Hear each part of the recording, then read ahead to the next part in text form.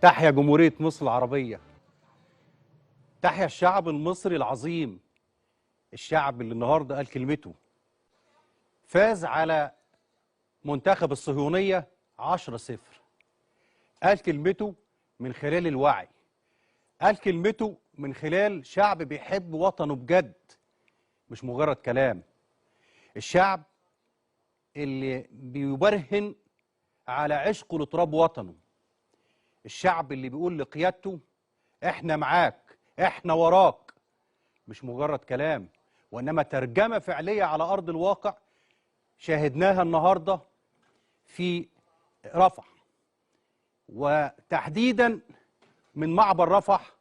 الجموع الغفيرة اللي حضراتكم شايفينها معانا على الشاشة قالت كلمتها، قالت من خلال الإصرار والعزيمة. شايفين الجمهور اللي تقريبا أكتر من سفر 6 ساعات، ولكن حبه وعشقه لوطنه خلاه ينتفض، خلاه يقول كلمته، كلمة الحق.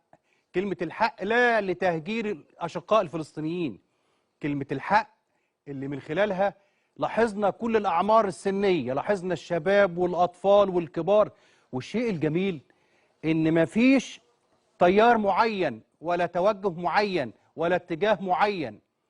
في حاجة كبيرة جدا اسمها شعب مصر، شعب العزة والكرامة، شعب الإصرار والعزيمة والتحدي، اللي قال كلمته وبلغ رسالته لكل الدنيا. مصر العفية الفتية القوية دايما بناسها وحراسها.